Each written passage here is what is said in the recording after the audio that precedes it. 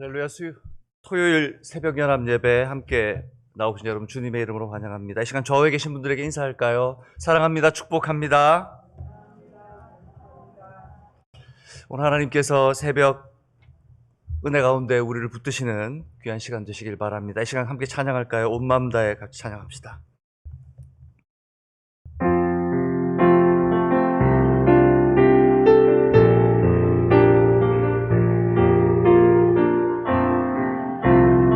우리의 마음을 담아서 고백하며 나갑시다. 주님과 함께하는 이 고요한 시간, 주님의 보좌 앞에 내 마음을 쏟네. 모든 것 아시는 주님께 감출 것 없네. 내 맘과 정성 다해 주 바라나이다. 온 맘 다해 사랑합니다. 온 맘 다해 주 알기 원하네. 내 모든 삶 당신 것이니 주만 섬기리. 온 맘 다해 나 염려하잖아도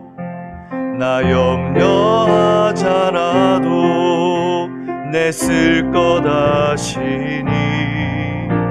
나 오직 주의 얼굴 구하게 하소서.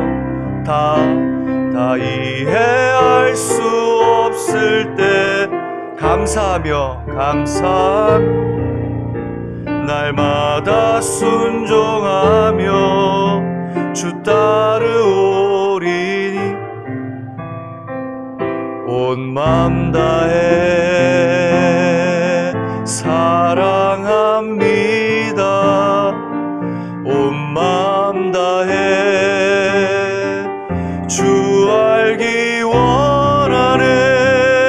내 모든 삶 당신 것이니 주만 섬기리. 온 맘 다시 한번 고백합시다. 나 염려하잖아도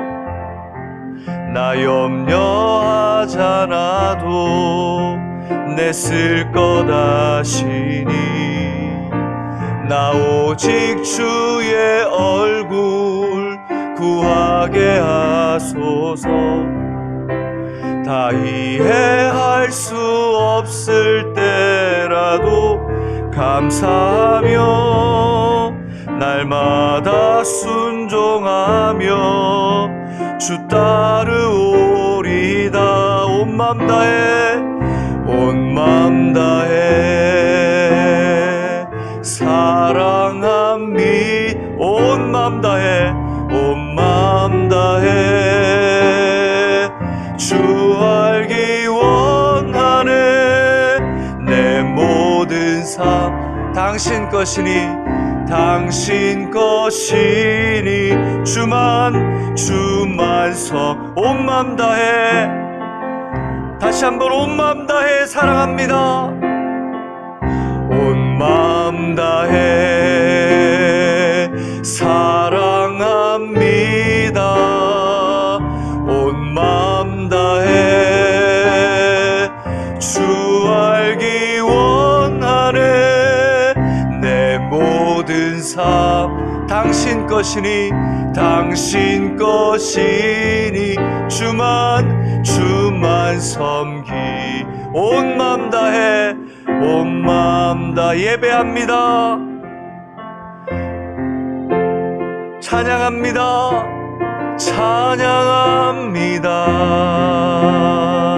주님만 날다 예배합니다.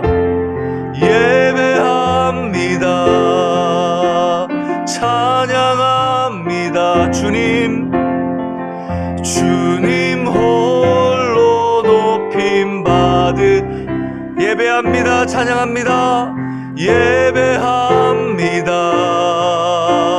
찬양합니다. 주님만로 예배합니다. 예배합니다. 찬양합니다.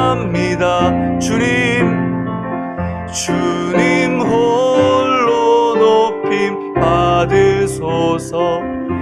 한번 우리가 기도하기를 원합니다. 하나님, 이 새벽 주님만 바라봅니다. 하나님, 모두가 잠든 시간 새벽을 깨우며 일어나 주님 앞에 나왔습니다. 주님이 우리의 감출 것 없는 삶의 모든 것들을 다 아시는 것을 믿습니다. 이 새벽 우리의 숨은 마음까지도 주님 앞에 내어놓습니다. 주님을 예배합니다. 주님 다스려 주옵소서. 이 시간 우리의 심령에 숨은 것까지라도 주님 벌거벗은 것 같이 드러나 하나님이 만지시고 치료하시는 은혜를 허락하여 주옵소서. 이 시간 예배를 위해 주님께서 우리의 마음을 만지시기를 간절히 바라는 마음으로 같이 합심하며 주님 앞에 기도합시다. 주님, 이 시간 주님 앞에 나아갑니다. 주님, 우리의 마음을 붙들어 주옵소서. 주님께서 이 시간 이 새벽 우리를 붙드시고 우리의 숨은 것들이 다 드러나 주님 숨기지 못하고 주님께 온전히 고백할 수 있게 하여 주옵소서. 주님을 예배합니다. 주님, 우리가 다 이해할 수 없고 주님, 우리가 다 감사할 수 없고 하나님, 우리가 주님 다 하나님 알 수 없는 그때라도 우리의 모든 것을 아시고 고치시고 치료하시고 하나님 회복시키시는 하나님을 믿습니다. 이 시간 주님 앞에 나옵니다. 이 시간 주님 앞에 하나님 나와 주님의 은혜를 구합니다. 주님만이 아시고 주님만이 치료하실 수 있고 주님만이 우리의 삶 가운데 역사하실 수 있습니다. 주님, 우리의 마음으로 주님 앞에 나아가오니 이 시간 역사하여 주옵소서. 이 시간 붙들어 주옵소서. 이 시간 우리의 마음과 생각을 주님께서 붙드셔서 온전히 주님만 바라볼 수 있도록 은혜를 베풀어 주옵소서. 주여 역사하여 주옵소서. 주님의 하나님 은혜를 이 시간 부어 주옵소서. 우리 다시 한번 고백할 때 팬데믹 상황 가운데 우리의 영성이 무너지고 영적인 삶의 패턴이 무너지고 주님 앞에 온전히 지켜야 될 삶의 모습들이 흐트러져 있음을 고백합니다. 이 시간 주님, 저를 다시 세워달라고 기도합시다. 주님께서 나를 세우시고 나의 습관과 나의 중심과 하나님 나의 관심조차도 나의 우선순위조차도 바꿔 주옵소서. 이 시간 주님, 내 마음에 온전히 주님께 고백하지 못한 내 중심에 하나님 쓰라리고 주님 앞에 회개할 제목들이 있습니다. 주님, 이 시간 회복시키시고 나를 붙들어 달라고, 내 영성을 세우시고 내 삶의 패턴을 회복시켜 달라고 주님의 이름을 부르며 다같이 기도하겠습니다. 주여, 아버지 하나님, 이 시간 이 새벽 주님 앞에 나아갑니다. 주여 아버지 하나님, 무너진 우리의 예배를 회복시켜 주시고 무너진 개인의 영성을 회복시켜 주시고 무너진 내 삶의 하나님 거룩한 삶의 습관들을 회복시켜 주옵소서. 어느샌가 어느 시간인가부터 허물어지고 하나님 주님 앞에 이 시간을 지키기가 너무 힘듭니다. 주님, 이 시간을 지켜내기가 너무 힘들고 기도하기가 너무 힘들고 찬양하는 것이 너무 힘들고 주님께 집중하는 것이 너무 힘듭니다. 일상의 삶 속에서는 주님을 떠나보내고 주님께 나와 하나님을 만나려고 하는데 하나님, 그것이 잘 되지 않습니다. 찬양이 내게, 아버지 하나님 말씀이 내게, 기도가 내게 더 이상 아버지 하나님 가슴을, 하나님 내 심령을 붙드는 하나님의 은혜로 내 가슴에 다가오지 않습니다. 식어진 심령에 기름을 부으시고 주님만 바라보게 하여 주옵소서. 주님 역사하여 주옵소서. 주님 붙들어 주옵소서. 우리 마지막으로 한번 기도할 때에 하나님, 오늘 여기 모인 우리 예배 가운데 은혜를 베풀어 주시고 하나님, 오늘 말씀을 통해 은혜를 베풀어 주시길 간절히 소망합니다. 하나님, 사랑하는 좌우에 있는 형제들을 붙들어 달라고 기도합시다. 이들의 마음을 주님께서 붙들어 달라고, 주님께서 은혜 베풀어 달라고.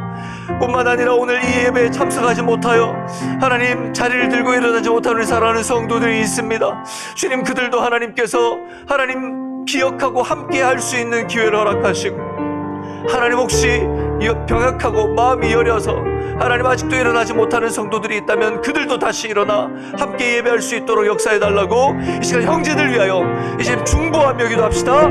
주여 아버지 하나님, 이 시간 이 새벽 구합니다. 주 하나님 역사하여 주옵소서. 주 하나님 붙들어 주옵소서. 오늘 내 좌우에게 있는 하나님 함께 예배하는 하나님 사랑하는 지체들 붙들어 주옵소서. 이 사랑하는 하나님 내 성도 하나님 내 지체 하나님 마음과 생각 가운데 역사하여 주셔서 하나님 오늘 주님 앞에서 온전히 설 수 있도록 주님께서 붙들어 주시도록 주님의 능력으로 하나님 사랑하는 형제를 하나님 주께서 일으켜 주옵소서. 주여 살려 주옵시고 주여 은혜를 허락하여 주옵시며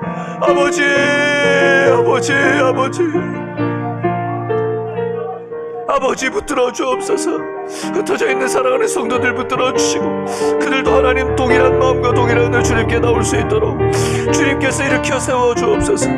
주님의 은혜로 붙들어 주옵소서. 주의 하나님 영광으로 덮어 주옵소서. 이 시간 주님께서 주장하여 주옵소서. 아버지 하나님 감사합니다. 오늘도 주님 앞에 나옵니다. 하나님이 고요한 시간 주님의 보좌 앞에 나와 이 은혜의 보좌 앞에 내 마음을 쏟아놓습니다. 우리가 다 이해할 수 없고 다 감사할 수 없고 다 순종할 수 없지만 그럼에도 불구하고 하나님 몸부림쳐 보려고 합니다. 주님께서 이 온 마음 가운데에 하나님의 온 생각 가운데에 기름 부어 주옵소서. 하나님의 은혜를 덮어 주셔서 하나님 우리의 심령과 마음이 온전히 주님만 향할 수 있도록 우리의 삶의 패턴을 회복시켜 주옵시고 하나님 우리의 예배를 일으켜 주옵시며 하나님 우리의 영성을 다시 일으켜 주옵소서. 하나님께 예배합니다. 하나님 흩어져 있는 사랑하는 성도들 기억하여 주옵소서. 오늘 이 시간 함께하지 못할지라도 그들을 주님 불온 장래 주님 일으켜 세우셔서 함께 예배할 수 있는 예배자로 세워 주옵소서. 하나님 그들이 주저앉아 있는 상황을 주님께서 다 알고 계시오니 경제적이고 육체적이고 정신적이며 상황적인 영적인 모든 문제들을 해결하여 주옵소서. 오늘 이 시간 함께 나와 예배드리는 사랑하는 내 좌우에 있는 형제들 주님께서 붙들어 주셔서 예배를 통하여 주시는 은혜가 그 심령 골수를 하나님 찌르고 회복시키시는 놀라운 하나님의 은혜로 하나님 역사되게 하여 주옵소서. 감사드리며 우리 구주 예수 그리스도 이름으로 기도드립니다. 아멘. 이 시간 함께 살펴볼 말씀은 여호수아 3장 1절에서 6절까지 말씀입니다. 여호수아 3장 1절에서 6절까지 말씀, 제 성경으로는 구약 323면에 있습니다. 3장 1절부터 6절까지 말씀 함께 교독하겠습니다. 또 여호수아가 아침에 일찍이 일어나서 그와 모든 이스라엘 자손들과 더불어 시딤에서 떠나 요단에 이르러 건너가기 전에 거기서 유숙하니라. 사흘 후에 관리들이 진중으로 두루 다니며 백성에게 명령하여 이르되 너희는 레위 사람 제사장들이 너희 하나님 여호와의 언약궤를 매는 것을 보거든 너희가 있는 곳을 떠나 그 뒤를 따르라. 그러나 너희와 그 사이 거리가 2000규빗쯤 되게 하고 그것에 가까이 하지는 말라. 그리하면 너희가 행할 길을 알리니 너희가 이전에 이 길을 지나보지 못하였음이니라 하니라. 여호수아가 또 백성에게 이르되 너희는 자신을 성결하게 하라. 여호와께서 내일 너희 가운데 기이한 일들을 행하시리라. 여호수아가 또 제사장들에게 말하여 이르되 언약궤를 메고 백성의 앞서 건너라 하매 곧 언약궤를 메고 나아가니라. 아멘. 우리 시간 다 같이 한번 사명선언 같이 한번 하고 같이 또 예배를 시작하도록 하겠습니다. 예수의 제자 되어 생명의 열매 맺는 풍성한 공동체. 예수의 제자 되어 풍성한 공동체. 한 번 더. 예수의 제자 되어 생명의 열매 맺는 풍성한 공동체. 아멘. 예수의 제자 된다는 의미가 무엇인지 우리가 계속해서 나누었습니다. 하나님께서 우리 예배 가운데 은혜를 베푸셔서 사람을 살리고 예수님을 닮아가며 말씀으로 역사하고 훈련된 사람들이 사역하며 양이 아니고 질적으로 주님 앞에 성장하고 하나님의 나라가 회복되는 그런 우리 방주 선교회가 되길 주님의 이름으로 축복합니다. 계속해서 우리가 여호수아서를 살펴보고 있습니다. 지난 수요일에 우리가 2장 후반부를 살폈었습니다. 그리고 오늘 이제 3장으로 들어와서 다시 살피게 되는데 우리가 2장의 라합의 고백을 통해서 하나님 주시는 귀한 메시지를 듣게 됐습니다. 하나님께서 변함없이 약속을 이루시는 신실한 하나님이라는 사실을 우리가 살펴보았죠. 우리의 삶 속에 어떤 일이 있더라도 하나님 신실하게 역사하실 줄 믿습니다. 우리의 예배가 하나님 앞에 신실하게 회복될 줄 믿습니다. 우리가 보이는 것이 모든 것이 아니라는 믿음을 가지고 주님 앞에 나아가야 합니다. 라합은 세상 속에 창녀라는 낙인 찍힌 인생이었습니다. 그런 소망 없는 그녀가 온 땅과 하늘의 하나님에 대한 복음을 듣게 되고 그 복음을 통해 하나님께서 믿음을 주셨습니다. 그 믿음을 의롭다 인정해 주신 하나님께서 하나님 그를 주님 앞에 세워주십니다. 사실 이것이 저와 여러분의 모습이 아닙니까? 죄로 죽을 수밖에 없는 낙인 찍힌 인생, 복음을 듣게 되고 보혈의 능력으로 죄를 속하여 주셔서 부활의 능력으로 우리를 의롭다 해주시고 하나님의 나라, 하나님 그 영원한 생명을 우리에게 주셨지 않습니까? 우리가 말씀을 통해 듣는 이 라합의 모습, 이 복음이 단순하게 여러분 귓전을 울리는 말씀이 아니라 내가 하나님의 앞에서 어떤 사람인지를 다시 되돌아보고 주님 앞에 주님의 제자로 살아갈 수 있는 은혜의 말씀이기를 여러분 축복합니다. 그뿐입니까? 하나님께서 그녀를 은혜로 덮어주셨습니다. 든든한 요새가 되어주셨습니다. 그의 아들의 이름이 보아스, 요새라고 했지 않습니까? 그의 인생에 하나님께서 어떻게 그를 보호하셨는지가 그의 인생의 삶 속에 그 아이의 이름 속에 다 담겨져 있었습니다. 그 남편의 이름이 무엇입니까? 그 남편의 이름의 뜻 속에 감춰진 것이 옷으로 그늘을 덮어주는 것처럼 덮어준다라는 이름이 있지 않습니까? 그뿐입니까? 예수 그리스도께서 그녀를 그 계보를 잇는 거룩한 역사에 동참케 하셔서 마태복음 1장에 보면 그를 통하여 예수 그리스도께서 오시는 통로로 사용해 주셨습니다.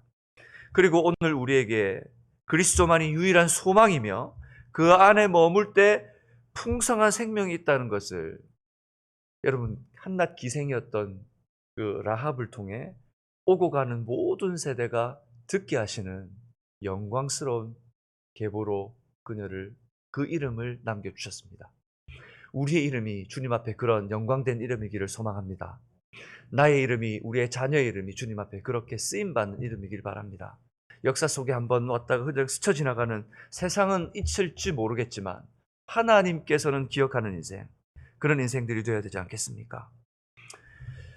주님께서 오늘 3장 1절부터 6절까지는 드디어 이스라엘 공동체가 요단강에 도착합니다. 그 멀고 출애굽하여서 광야를 지나 이제 그 멀고 먼 40년의 광야 생활을 끝내고 요단강 앞에 도착했습니다. 그런데 이 정도 이제 다다랐으면 이제 조금 더 편안한 삶이 펼쳐지고 우리 앞에 좀 더 나은 삶, 하나님 주신 은혜가 펼쳐졌으면 좋겠는, 그러나 그들의 눈앞에 펼쳐진 광경은 도무지 믿을 수 없는 현장입니다. 산 넘어 산이라는 말 있잖아요. 산을 하나 넘어왔더니 또 산이에요. 그들에게 딱 맞는 말입니다. 그 눈앞에 펼쳐진 것은 지금 범람하여 흘러넘치는 요단강이었습니다.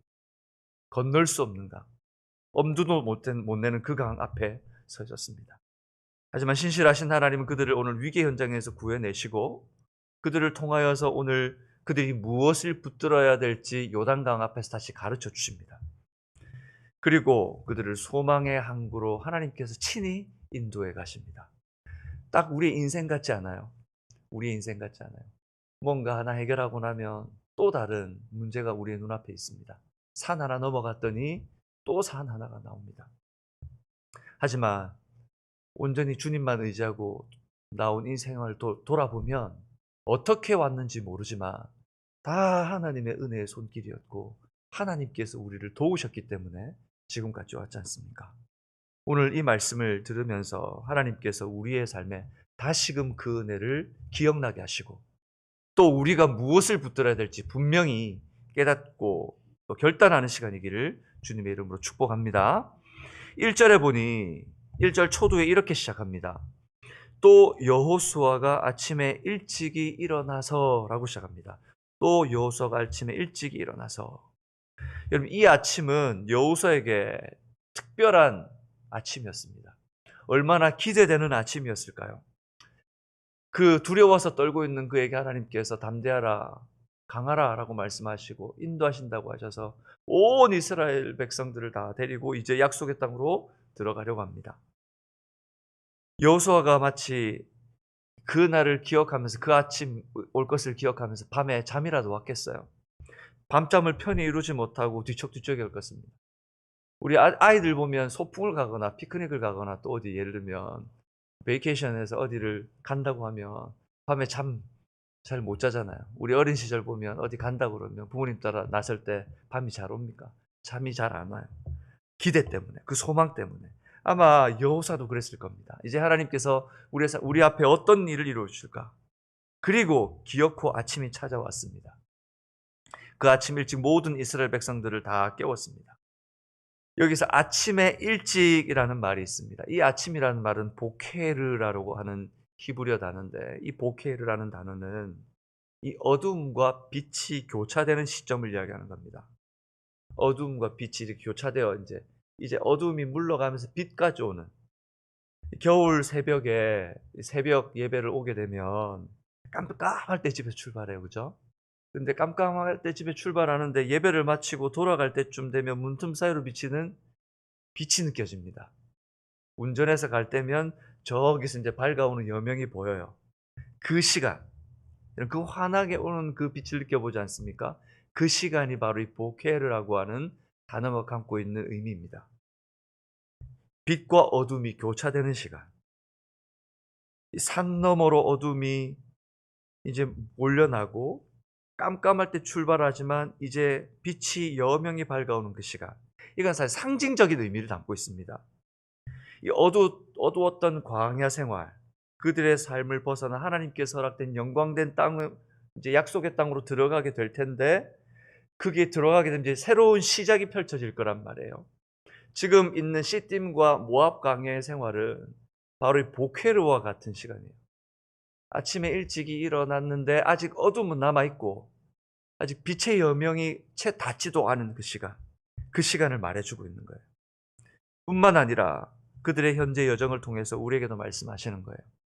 하나님의 언약 구원에 대한 약속을 우리가 받았지만 아직 그 약속이 완전히 이루어지지 않았어요. 이미 하나님의 나라를 맛보았지만 아직 하나님의 나라가 완성되지 않은 시점, 그것이 오늘 우리가 이 땅에서 살아가고 있는 성도들의 삶의 모습이에요. 그 여명 속에서 오늘 여호수아의 삶과 그 모습을 주님께서 우리에게 말씀하려고 합니다. 그들은 시딤에서 요단에 이르렀습니다. 근데 그들이 떠나온 시딤이라는 이 땅이 아주 중요한 땅이에요.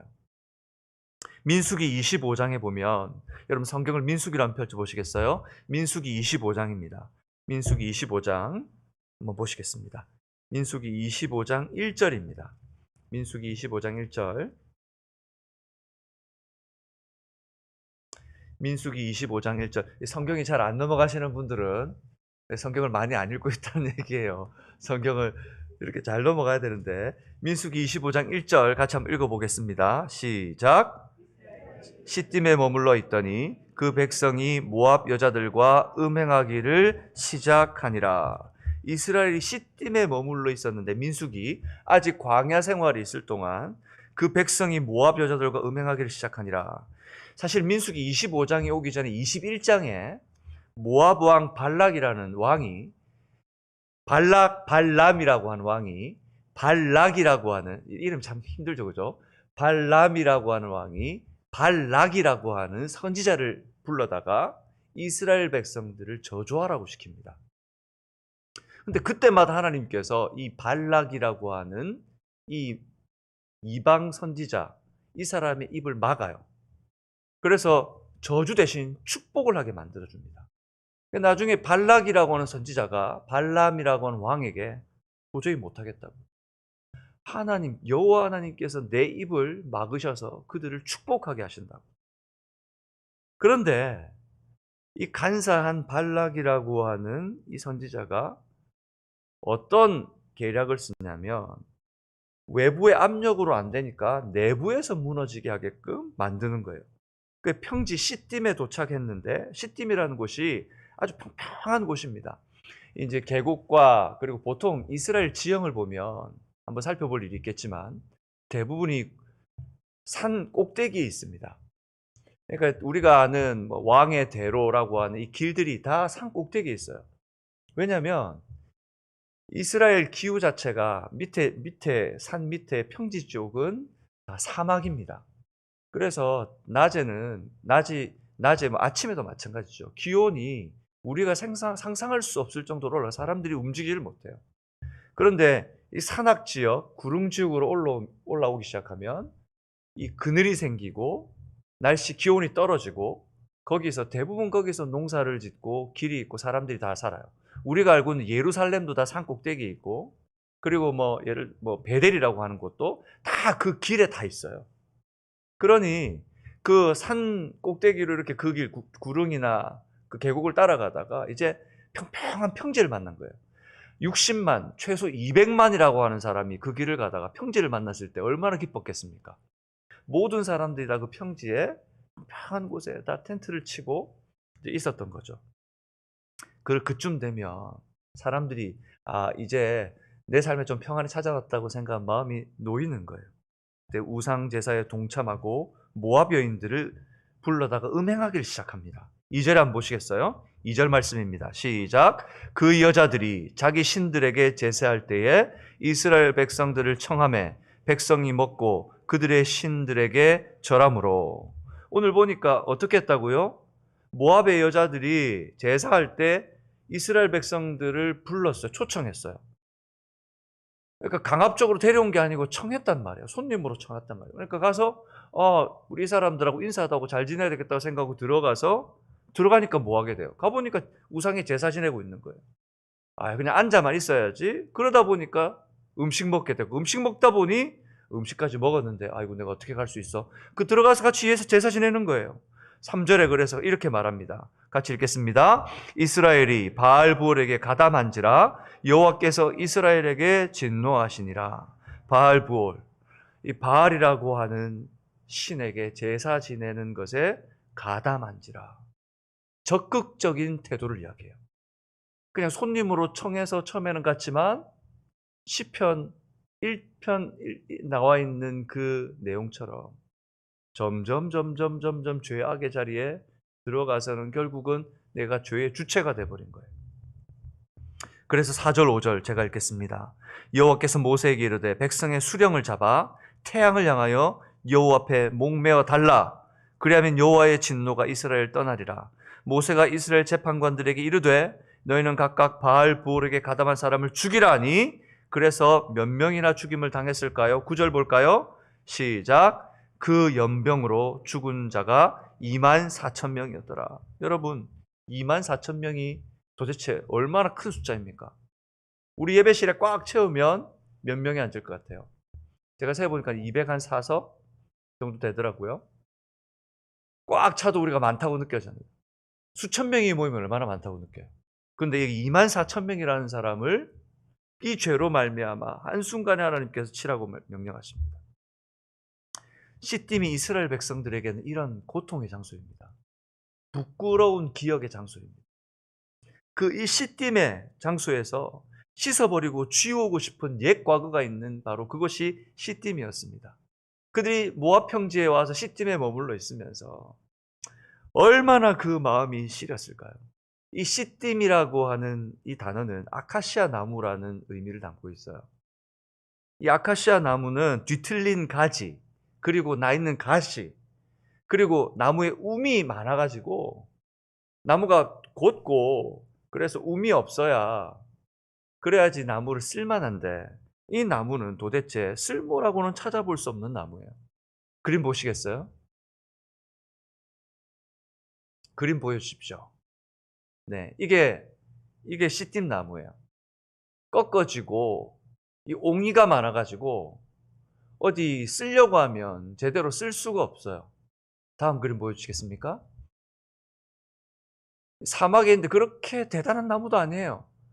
근데 사막에 있는 사막 주위에 있는 사람들이 볼 때에는 아주 그늘을 들이우고 그래도 그나마 쓸 수 있는 나무예요. 그래서 이 나무를 어떻게 쓸 수 있냐면 조각조각을 내어가지고 움이 없는 부분들만 해서 조각목으로 쓰는 거예요. 근데 이 조각목이 어디에 쓰여요? 어디에 쓰입니까? 여러분 성전을 지을 때 나무들 다 이 조각목으로 쓰였어요. 시딤나무로. 이 쓸모없는 나무가 하나님 앞에 하나님의 성전에 쓰여졌단 말이에요. 움이 있고 가시가 있고 뒤틀려질 대로 뒤틀려진 이 나무가 아무리 하나님께서 은혜를 퍼부어 주셔도 영적으로 뒤틀려 있고 은혜를 깨닫지 못하고 죄와 사망의 권세로 옹이처럼 단단해진 마음이 붙들어서 하나님께 불순종하고 목이 곧은 것이 바로 이스라엘 모습이었는데, 바로 이 시팀 나무와 같은 것이 이스라엘의 모습이었어요. 우리의 모습이기도 하잖아요. 뒤틀려질 대로 뒤틀려 있고 하나님의 말씀을 제대로 받아들이지 못하고 은혜가 있으면서도 불구하고 일상의 삶 속에 보니까 여전히 우리의 삶을 붙드는 것은 하나님의 은혜가 아니에요. 목이 곧아요. 하나님의 말씀에 순종 잘 안 해요. 그런데 이제 그 시딤을 떠나서 하나님께서 뭐라고 얘기하는 거예요? 영적인 뒤틀림과 죄의 옹의로 단단해진 마음을 청산하고 어둠의 삶을 뒤로하고 생명의 풍성함을 허락하실 요단강으로 그들을 초청하고 계신 거예요. 보케르. 이제 어둠에서 물러나 빛의 여명이 있는 그곳에 하나님께서 부르시는 거예요. 뒤틀려진 그들을 하나님께서 쓰시고 싶으신 거예요. 여러분, 하나님께서 우리 방주선교회를 쓰실 줄 믿습니다. 뒤틀려진 것들을 하나님 조각조각 내어서라도 다시금 하나님 쓸모있게 만드셔서라도 하나님 쓰십니다. 그 하나님을 믿으셔야 됩니다. 우리에게도 이런 모습이 있고 생각해도 부끄럽고 그 자체로 짐이 되는 삶인데 말이죠.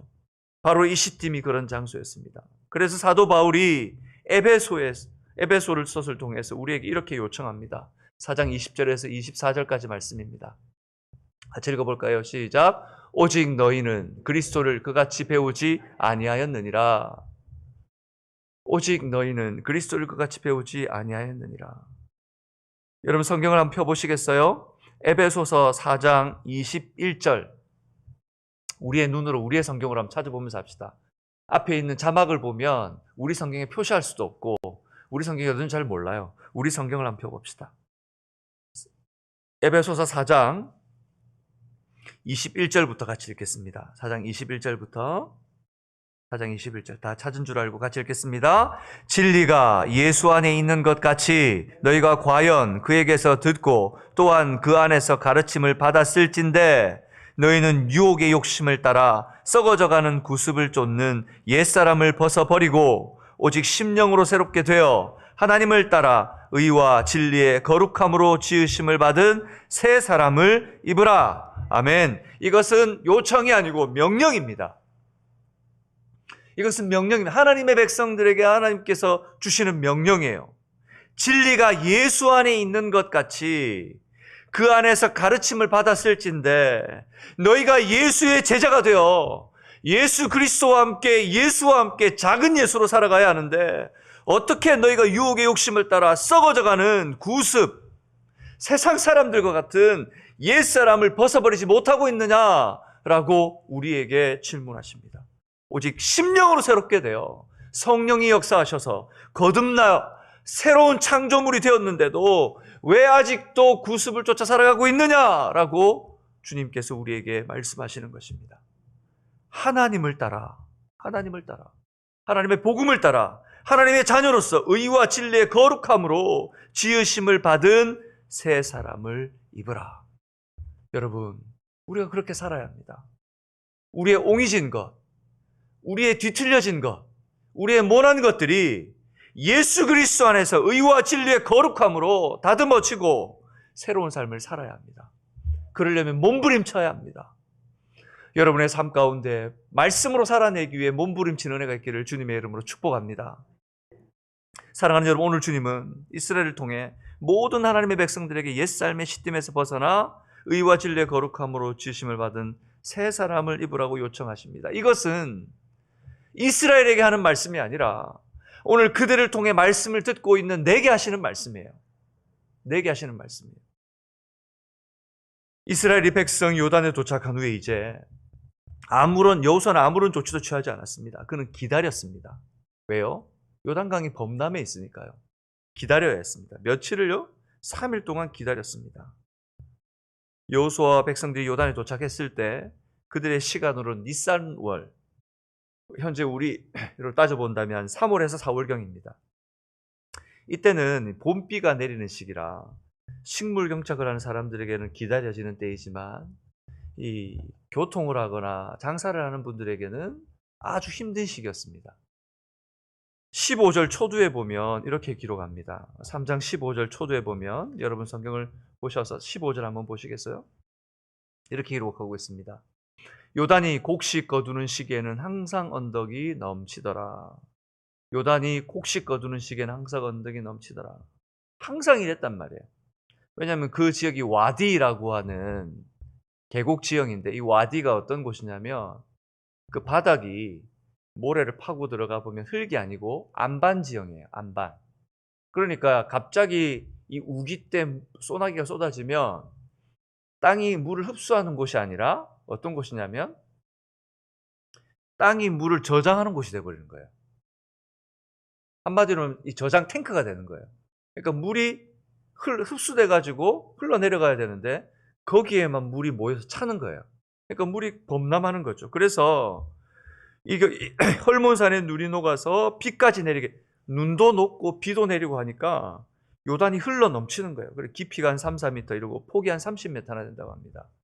조금 전에 그림 보여줬죠. 그림 다시 한번 볼까요?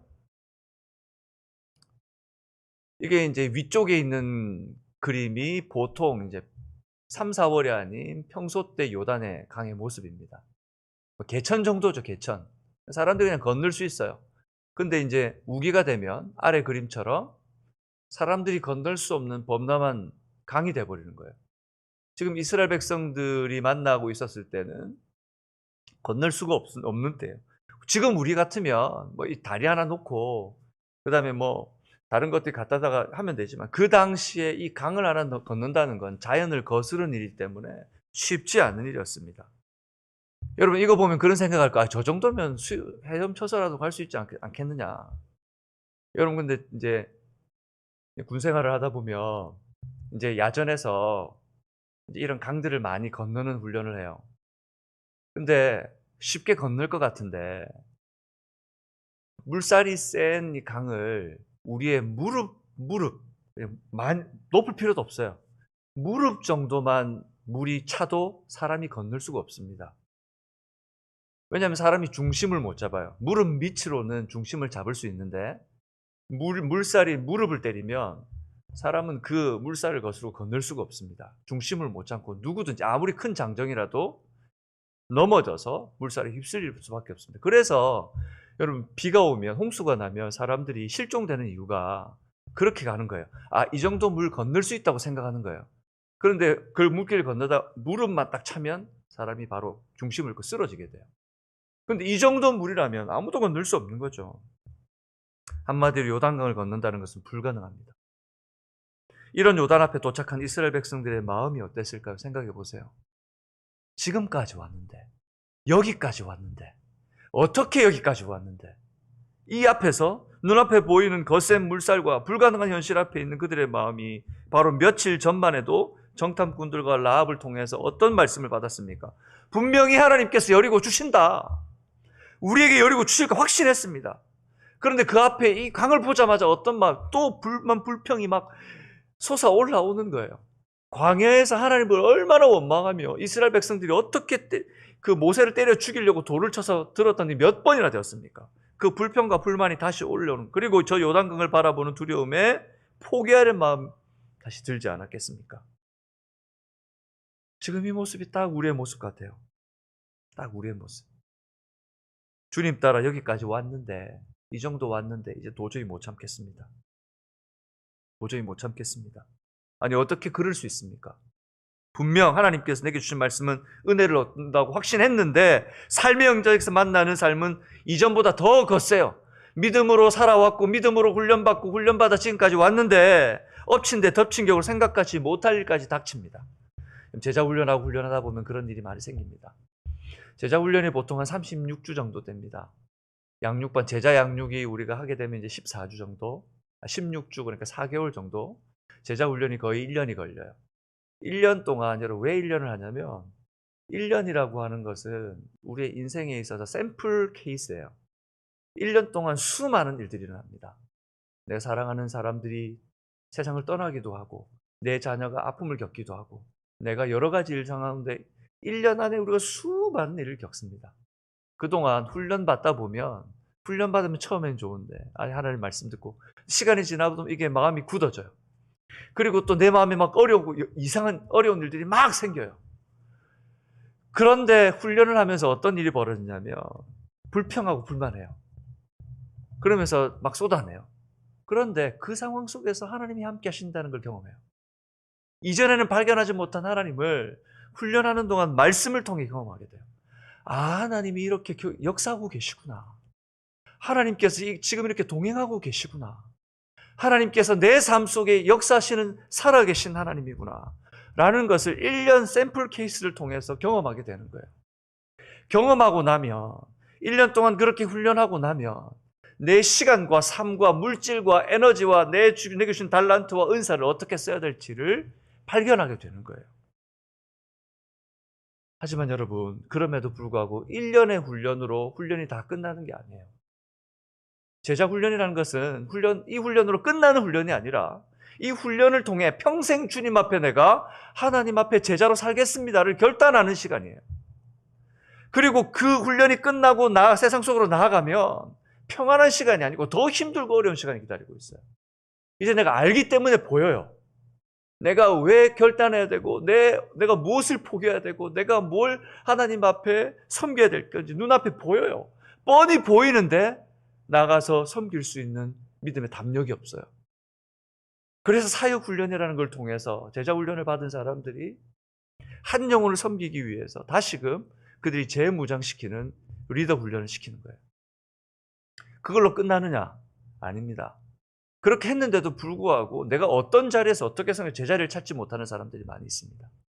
그래서 그 훈련을 받은 분들을 한 영혼을 섬길 수 있는 자리에 소그룹에 포진시켜주고 그 필드에서 훈련하면서 다시금 리더들이 이 생명을 살리는 리더들이 훈련받을 수 있도록 계속해서 리트릿을 시켜드리는 거예요.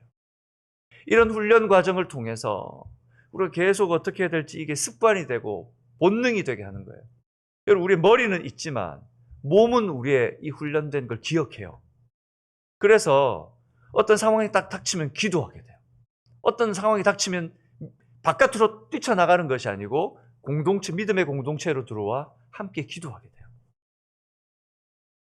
우리에게 이런 훈련의 기간이 필요하고 하나님께서 그들을 훈련시키신 것처럼 우리도 훈련시켜 나가실 줄 믿습니다. 그래서 우리가 변화되어야 돼요. 근데 아직 이스라엘 백성들의 모습을 보면 아직도 밖으로 뛰쳐나가고 싶어요. 이런 상황 앞에서 얼마나 쉽게 우리 입으로 주님을 부인했었고 우리도 길을 잃어버렸는지 모릅니다. 항상 길을 잃고 헤매요. 그럼에도 우리는 이 영적 싸움에서 기억해내야 합니다. 무엇을요? 여전히 우리의 인생을 인도한 온전한 인도자, 가장 안전한 항해자는 우리 하나님밖에 없다는 사실을 기억해내야 합니다. 우리 하나님밖에 없습니다. 여러분, 괜찮을 것 같아 그 사람 손 잡았는데 넘어진 적이 몇 번입니까? 괜찮을 것 같아 내가 물질을 의지하고 가봤는데 물질 하루아침에 다 하나님께서 뺏어가시면 아무것도 내 손에 든 게 없습니다. 내가 내 탑을 쌓아서 그 명성으로 뭔가 얻을 수 있다고 생각했는데 시간이 지나면 다 모래알처럼 손 앞에서 다 빠져나가는 것이 나의 명성입니다. 오늘 하나님께서 여호수아를 통해 그 앞에 무엇을 말씀하시는지 보세요. 제사장들이 여호와의 언약궤를 메는 것을 보거든 너희가 그곳을 떠나 그 뒤를 따르라고 말씀하세요. 언약궤가 의미하는 것이 뭐예요? 언약궤가 뭘 의미하죠? 하나님의 임재를 의미합니다. 언약궤는 잘 아셔야 됩니다. 하나님의 임재를 상징적으로 의미하는 거지 언약궤가 하나님이 아니에요. 근데 언약궤를 자꾸 붙들어요. 여러분, 십자가의 형상을 교회마다 많이 답니다. 그죠? 십자가가 없으면 예배당이 아닌 것 같아요. 그럼 여러분 물을게요. 십자가가 예수님입니까? 십자가 예수님의 보혈과 예수님의 그 구원을 상징하는 것입니까? 1번이에요, 2번이에요? 1번입니까, 2번입니까? 십자가가 예수님이어서 십자가 예수님을 상징하는 거예요. 그죠? 근데 자꾸 우리의 마음속에 뭐냐면 뭔가 있어야 되는 거예요. 여러분, 제가 분명히 예수의 제자되는 교회에 대해서 말씀을 나눌 때 교회는 건물이 아니라고 말씀했어요. 그런데 하나님께서 십계명을 주실 때에 하나님 외에 다른 신이 없고 나를 위하여 새긴 우상이나 어떤 것도 새기지 말라고 하셨어요. 근데 자꾸 우리가 뭔가 보여지는 뭔가가 있어야, 우리의 중심이 그게 있어야 갈 것 같은 거예요. 그러니까 자꾸 뭔가를 만들어내요. 십자가는 우리만 쓰는 게 아니에요. 밖에 나가보세요. 히피족 이런 애들 보면 십자가 여기 목걸이, 발찌, 팔찌 다 달고 다녀요. 근데 걔네들이 십자가의 의미를 알고 할까요? 진정한 그 구원의 하나님의 능력 구속을 알고 할까요? 아니에요. 물론 그렇다고 해서 그러면 십자가 형상이라는 거 다 없애야 되는 겁니까? 필요할 때가 있죠. 필요할 때가 있습니다. 우리에게 생각나게 할 때가 있습니다. 하지만 그것이 어떤 의미인지 분명히 우리가 알고 그것을 사용할 수 있어야 됩니다. 오늘 하나님의 임재의 상징인 이 법궤를 이스라엘 백성들이 나중에 역사서를 따라가다 보면 잘못 이용해요. 하나님인 줄 알아요. 그게 있으면 하나님을 불러오는 마치 알라딘의 램프라고 생각해요. 그래서 언약궤를 붙들고 있으면 전쟁에서 이길 수 있다고 생각해요. 하나님께서 그들과 함께 하신다는 것을 이 임재의 상징인 언약궤를 통해서 말씀해 주시는 거예요. 여러분, 하나님께서 우리에게 성경을 주시고, 이 성경은 말 그대로 그냥 책이에요. 글자고 활자고. 하지만 우리에게 이 성경이 의미가 있는 것은 하나님께서 이 성경을 통해서 함께 하시는 성령의 역사와 은혜가 있기 때문입니다. 이것이 그냥 쓰여진 글자가 아니고 하나님의 역사로 하나님께서 우리에게 주신 하나님의 말씀이기 때문에 의미가 있는 거예요. 근데 이것이 예를 들면 쓰레기통에 버려지는, 일반 사람들이 그냥 보다가 쓰레기통에 버려지면 버려지는 그냥 책 중에 하나예요. 하나님께서 오늘 그 임재를 아무 형상이 없어도, 우리가 어떤 보이는 걸 아무리 아무것도 붙들지 않아도 우리 속에 주신 믿음, 우리 속에 주신 이 믿음을 붙들고 주님 앞에 예수의 이름을 붙들 때 역사하실 줄 믿으시기 바랍니다. 바쁘고 힘들고 어려울 때에 성경 붙들고 성경 어디 찾아가지고 성경 잡아서 성경을 말씀 읽고 기도할 수 있어요? 없어요. 다급할 때는 어떻게 합니까? 어떻게 해요? 주님! 하고 엎드려서 그냥 기도합니다. 그때는 머릿속에 암송한 말씀도 기억이 잘 안 나요. 그런데 우리가 예수의 이름으로 그냥 기도하면 하나님께서 그 가운데 역사하실 줄 믿습니다. 그 이름의 능력이 있는 거예요.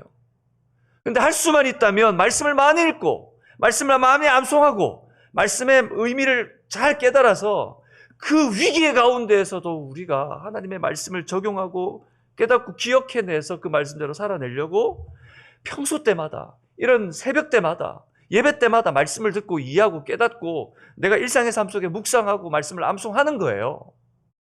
목사가 강단에서 설교한다고 구원이 베풀어지는 게 아니에요. 여러분, 광야 가운데 불기둥, 구름기둥 하나님께서 인도해 주셨습니다. 여전히 변함없으십니다. 하지만 여러분 아셔야 합니다. 그런데도 주님께서 오늘 그들에게 뭐라 그러냐면 4절에 보세요. 오늘 4절 같이 읽어봅시다. 시작. 그러나 너희와 그 사이 거리가 2000규빗쯤 되게 하고 그것에 가까이 하지는 말라. 그리하면 너희가 행할 길을 알리니 너희가 이전에 이 길을 보지 못하였음이니라 하니라. 제사장과 거리를 어느 정도 두래요? 2000규빗.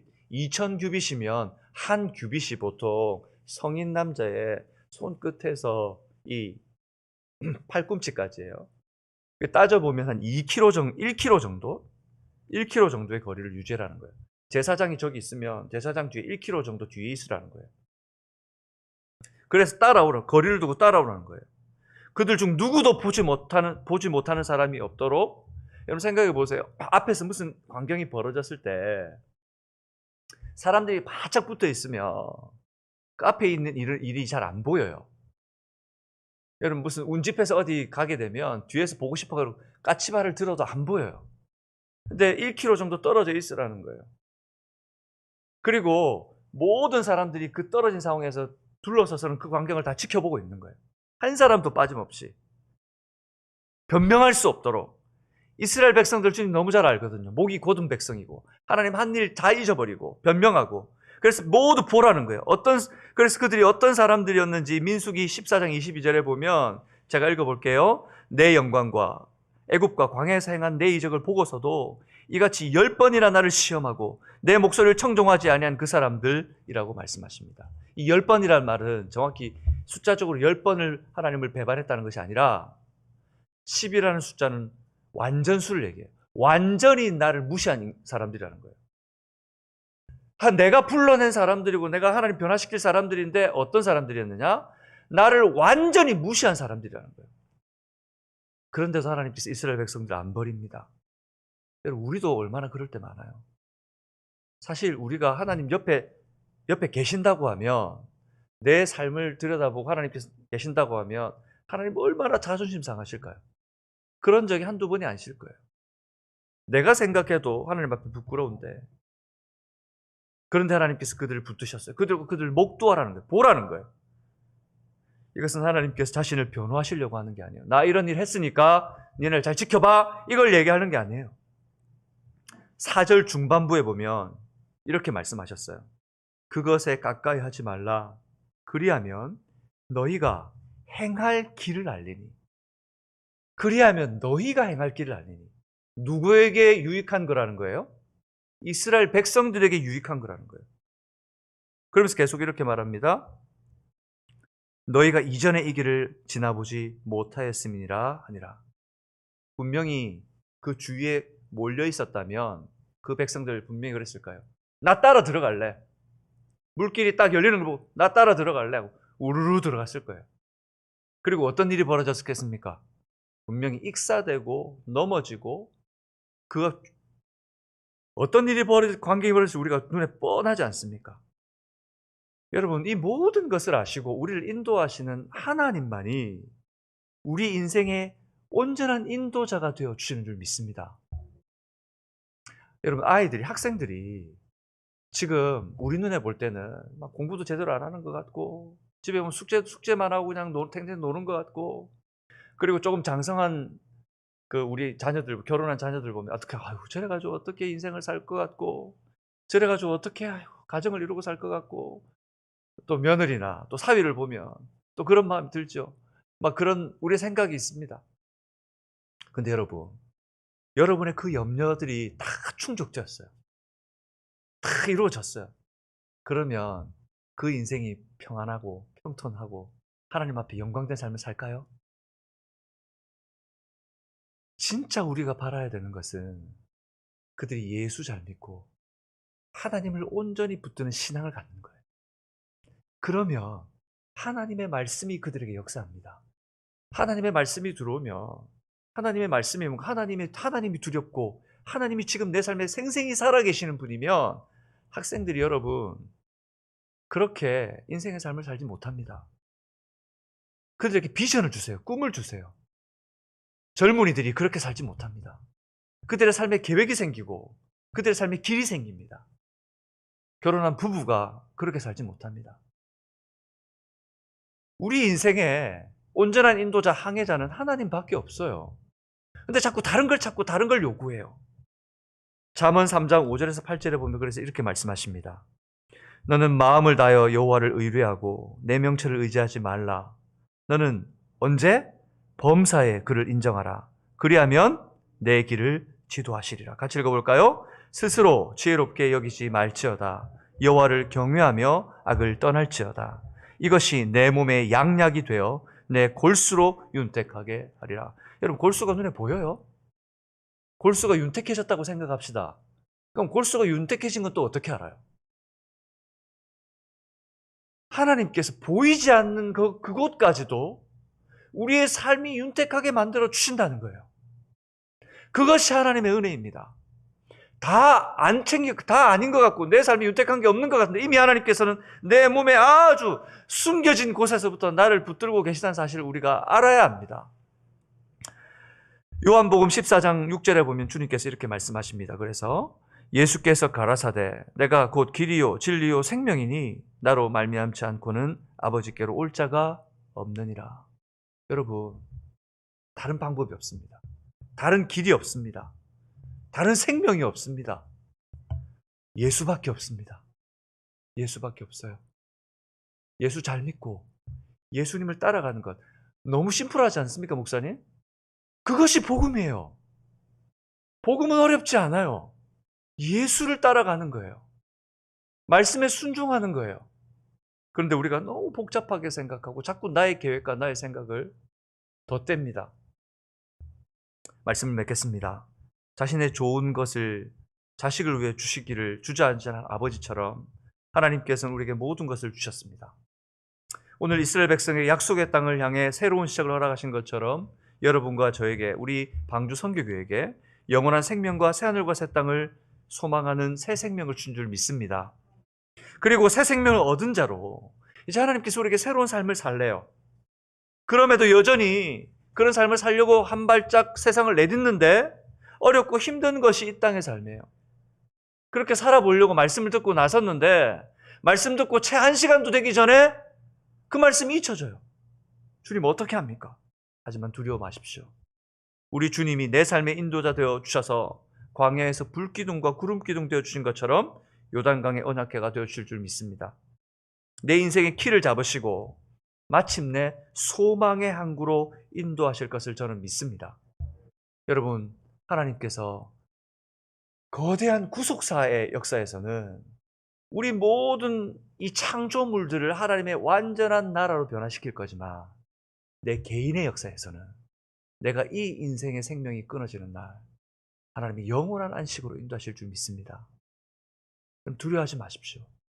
죽는 것이 뭐가 두렵습니까?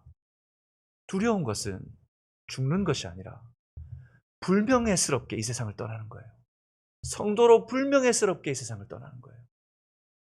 하나님 앞에 영광스럽게 쓰임받다.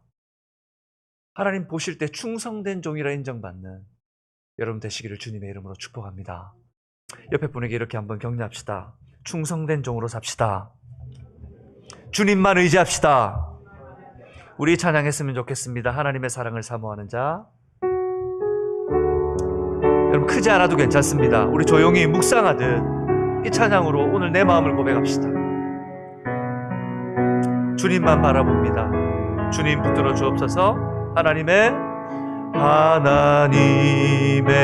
사랑을 사모, 하나님의 평안을, 하나님의 평안 바라보는 자, 너의 모든 것 창조하신 우리 주님이 너를 얼마나, 여러분 알고 계세요? 하나님께 찬양과 하나님께 찬양과 경배, 하나님의 선하심, 하나님의 선하심을 닮아 너의 모든 것, 너의 모든 것 창조하신 우리 주, 너를 자녀 삼으셨네. 하나님 사랑해, 하나님 사랑의 눈으로 너를 어느 때나 바라보시고, 옆에 계신 분 손 붙들고, 하나님 인자한 귀로서 언제나 너에게 기울이시니 어두움에 밝은 빛을 비춰주, 너의 작은 신음에도 응답하시니 너는 어느 곳에 있든 주를 향하고 주만 바라. 우리 두 손을 들어 다시 고백합시다. 하나님 사랑의 눈으로, 하나님 사랑의 눈으로 너를 어느 때나 바라보시. 아멘. 하나님 인자한 귀로서 언제나 너의 기울이시니, 믿음으로 고백합시다. 어두움에 밝은 빛을 비춰주시고 너의 작은 신음에도 응답하시니 너는 어느 곳에 있든 주를 향하고 주만 바라보시니 시간 기도합시다. 하나님, 그렇습니다. 하나님, 내 삶에 어두움이 있었습니다. 우리 하나님 길 살아오는 삶에 하나님 우리 교회에 어두움이 있었고 이제 하나님 여명을 향해 나아갑니다. 그 가운데 하나님 시딤과 같은 이곳에 있습니다.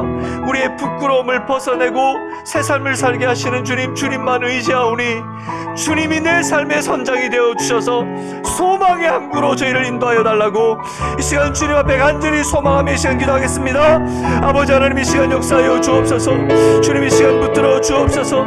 내 삶의 어두운 때, 내 삶의 시딤과 같은, 내 삶의 옹이지고 가시나고 하나님 꺾어져 있어서 하나님 저항했던 내 삶의 모습을 주님 앞에 이 시간 고백합니다. 주님 앞에 하나님 어두워서 하나님 입 밖으로 내기도 싫었던 삶의 현장을 기억합니다. 주님, 이 시간 고백하기도 아버지 하나님 부끄러운 내 삶을 주님 앞에 고백합니다. 아버지 하나님, 아버지 하나님, 아버지 하나님, 이 하나님 새벽 하나님께서 붙들어 주옵소서.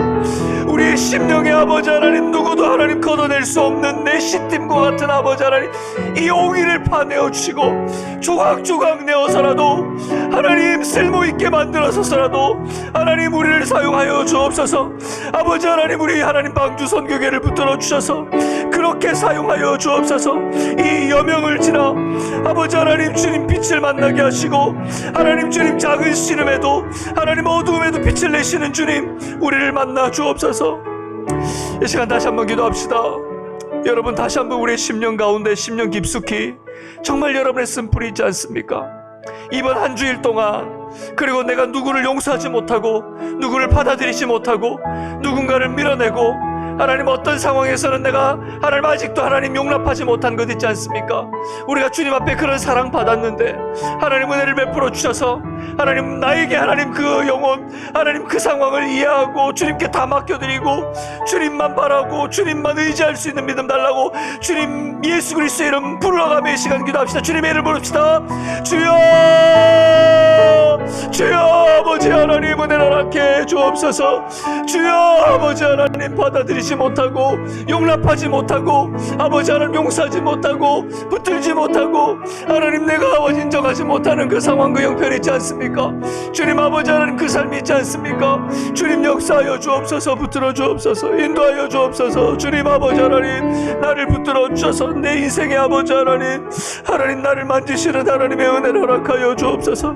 내가 아버지 하나님 다 용납하지 못하고 다 받아들이지 못하는 하나님 이 상황과 형편과 사람과 아버지 하나님 모든 것들에 하나님 주권을 주님께 맡겨드립니다. 주도권을 주님께 내려놓습니다. 예수의 제자로 살고 싶습니다. 주님 아버지 하나님 붙들어 주시옵소서. 주님 역사하여 주시옵소서. 주님의 은혜를 허락하여 주시옵소서. 주님 붙들어 주시옵소서. 우리 한 번 더 기도 드릴 때 하나님 우리 방주 선교회를 붙들어 달라고 기도합시다. 아버지 하나님 말씀의 역사가 일어나게 하여 주옵소서. 말씀을 듣고 읽고 연구하고 암송하고 묵상하는 역사가 일어나게 하여 주옵소서. 각 가정마다 아버지 하나님 내 주위에 있는 사랑하는 지체들마다 하나님 이런 운동, 이런 역사가 일어날 수 있도록 기다리는 것이 아니라 내가 찾아가 권면하고 하나님 그들에게 하나님 함께 말씀을 읽을 수 있도록 주님 기도하는 역사가 하나님 우리 방주 선교회의 말씀의 역사가 일어나게 해달라고 기도합시다. 하나님 은혜를 베풀어 주옵소서. 예수의 제자가 되게 하여 주옵소서. 이 시간 다 같이 기도하겠습니다. 아버지 하나님 이 시간 기도하며 나갑니다. 역사하여 주옵소서. 하나님 우리 교회 하나님 말씀의 역사가 일어나게 하여 주옵소서. 말씀을 듣고 읽고 연구하고 암송하고 묵상하는 아버지 하나님 그 말씀의 역사가 일어나게 하여 주옵소서. 주여 아버지 하나님 우리를 붙들어 주옵소서. 곳곳에서 아버지 하나님 이런 역사가 일어나게 하여 주옵소서. 곳곳에서 이 풀뿌리 같은 역사가 일어나게 하여 주옵소서. 아버지 하나님 곳곳에서 아버지 하나님 누가 말하지 않아도 누가 생각하지 않아도 아버지 하나님 누가 건네지 않아도 역사가 일어나게 하시되 하오나 하나님 우리를 사용하여 주셔서 내 사랑하는 지체에게 하나님 내 사랑하는 가족에게 내 사랑하는 자녀에게 아버지 함께 이 일 시작할 수 있도록 역사해 주옵소서. 주님 아버지 멈춰졌던 것들이 시작되게 하여 주옵소서. 예배가 살아나게 하여 주옵소서.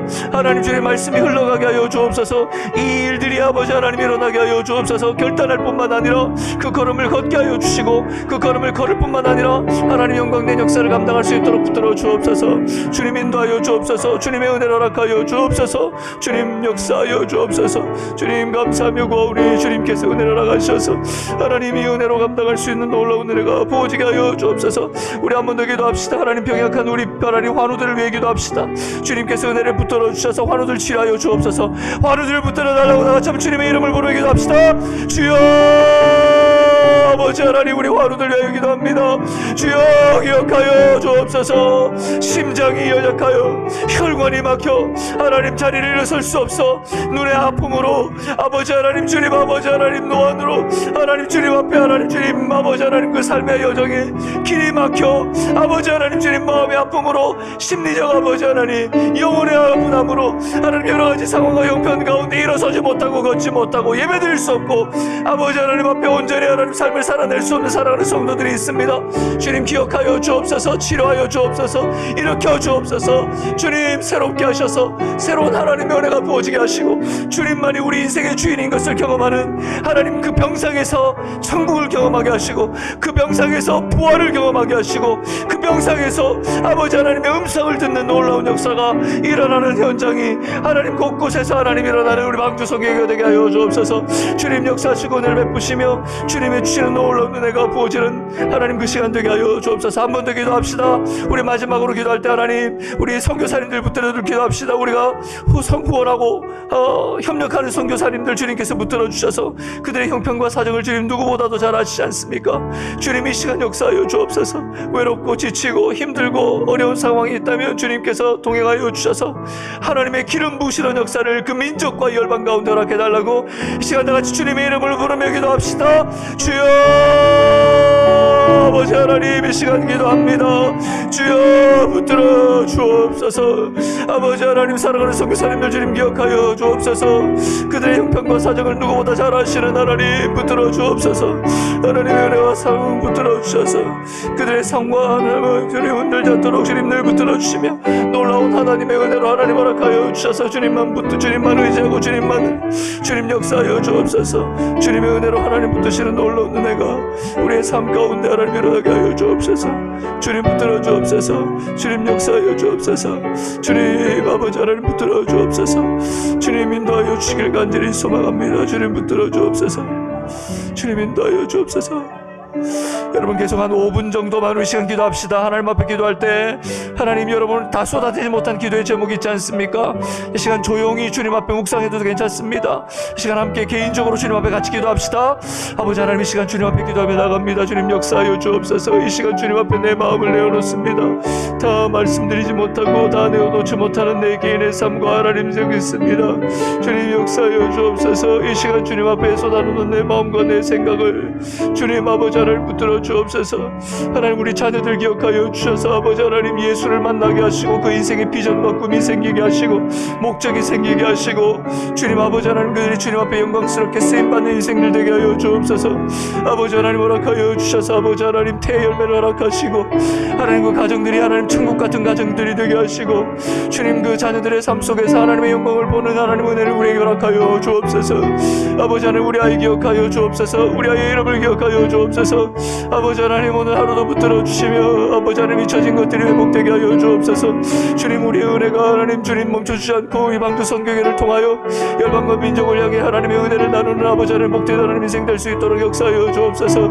아버지 하나님 주님 이 시간 주님 마음에 아직도 열리지 않고 하나님 이 시간 마음의 문을 열지 못하고 아직도 말씀의 하나님 그 주께서 하나님 열어주셔서 만나 주옵소서. 피 묻은 주의 하나님 손으로 하나님 그 인생을 만나 주시고 피 묻은 손으로 만져 주옵소서. 주님을 인격적으로 만나게 하여 주옵소서. 하나님 내가 용인되지 않고 용납되지 않은 복음의 하나님 말씀을 말씀 그대로 받아들이고 말씀 그대로 인정하고 하나님 주님 우리의 삶의 기억과 하나님 빛 변화가 일어나는 역사가 일어나게 하여 주옵소서. 주님 놀라운 은혜가 하나님의 은혜가 하나님의 사랑이 부어지게 하여 주옵소서. 우리가 온전히 주님만 의지합니다. 이 새벽 주님 우리를 만나 주옵소서. 이 옹이지고 가신하고 뒤틀려진 우리 인생을 주님께서 하나님 붙들어 주옵소서. 주님의 은혜만이 주님의 사랑만이 우리를 하나님이 온전히 세우실 수 있습니다. 주님 감사합니다. 주님 붙들어 주옵소서. 주님 감사합니다. 아버지 하나님 오늘 이 새벽도 우리를 불러주시고 함께 기도하며 말씀을 듣는 이 새벽 허락하심을 감사합니다. 하나님 매일매일이 하나님 주님과 함께 나누는 복된 인생들이 되게 하시고 우리의 삶의 여정을 주님께서 인도하여 주옵소서. 온전히 인도하실 수 있는 항해자 되신 주님, 마침내 소망의 항구로 인도하실 것을 믿습니다. 주님, 그 날을 의지하며 끝날까지 주님만 의지하게 하여 주옵소서. 감사드리며 우리 주 예수 그리스도의 이름으로 기도드리옵나이다. 이제는 우리 주 예수 그리스도의 은혜와 하나님의 복되고 한량없는 사랑과 성령께서 내주하셔서 우리를 다시금 만드시고 치료하시며 회복시키시는 이 은혜가 오늘 주의 말씀을 의지하여 세상 의지하지 않고 내 경험과 내 생각 의지하지 않고 오직 내 안전한 항해자 되신 주님만을 의지하기를 소망하는 사랑하는 지체들과 권속들 위해 가족과 자녀들 위해 지금부터 영원토록 함께 하시기를 우리 구주 예수 그리스도의 이름으로 축원하옵나이다. 아멘.